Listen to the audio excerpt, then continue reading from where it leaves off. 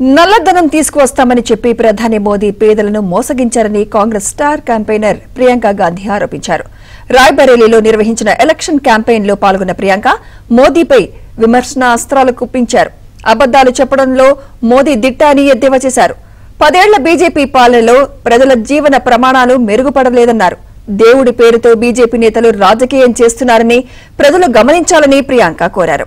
రాయ్బరేలీ అభివృద్ధి చెందాలంటే ఇండియా కూటమి అధికారంలోకి రావాలని ప్రియాంక గాంధీ పిలుపునిచ్చారు.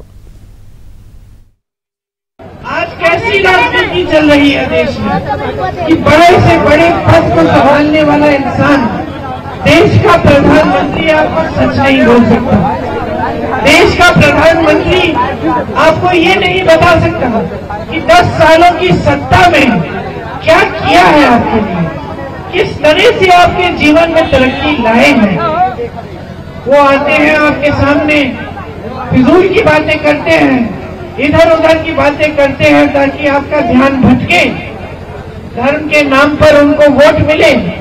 उनके प्रतिनिधि आपके घरों में आते हैं, आपसे बात करते हैं, आपकी महिलाओं के साथ दुर्दुरिया करते हैं, प्रार्थना कराते हैं और वचन कराते हैं भगवान के नाम कि आप भगवान के नाम से भाजपा को वोट देंगे। और जो बात नहीं मानता उसको धमकाते हैं, डराते हैं, कहते हैं कि देख लेना वोट नहीं दोगे।